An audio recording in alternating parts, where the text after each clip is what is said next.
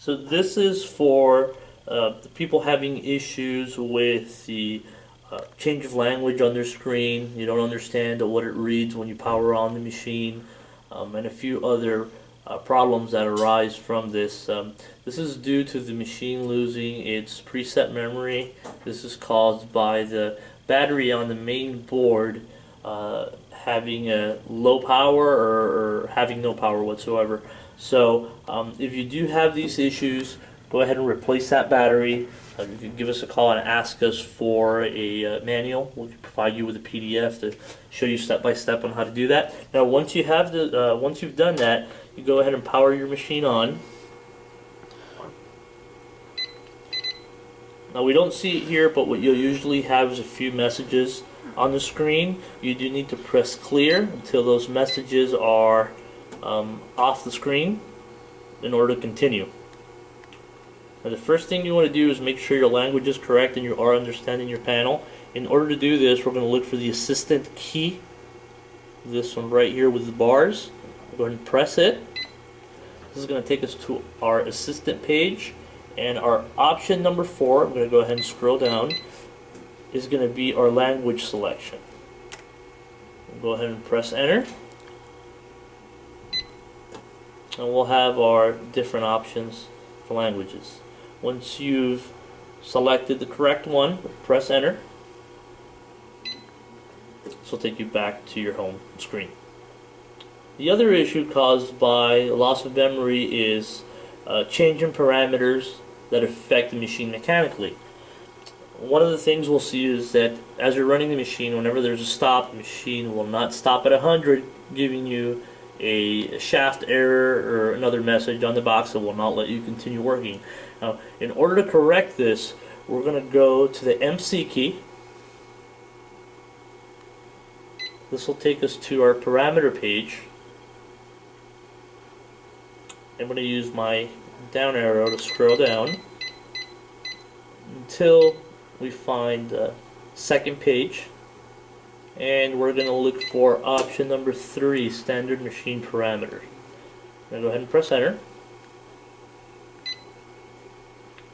Now we're going to scroll down through the page,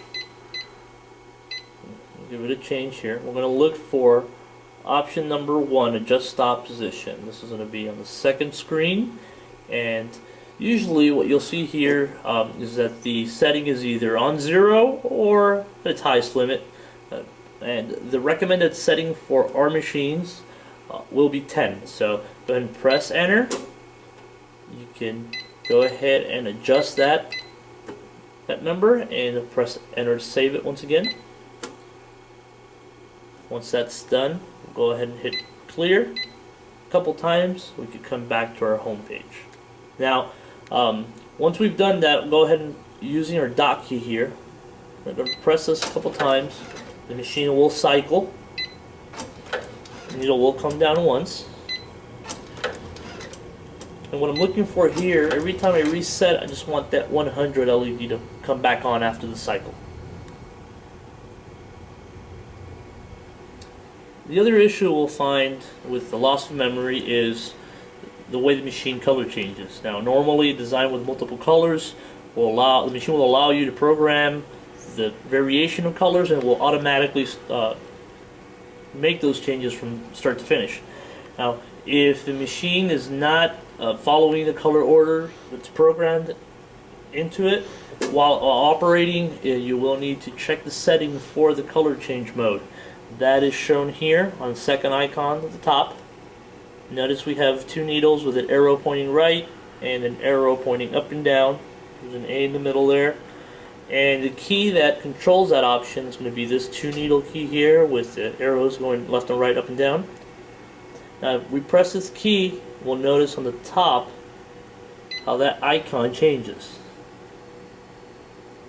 Now we're going to have 3 different selections, 3 different methods of color change. Manual, we're going to have semi-automatic, which basically gives us a stop in between each color change that's programmed into the job.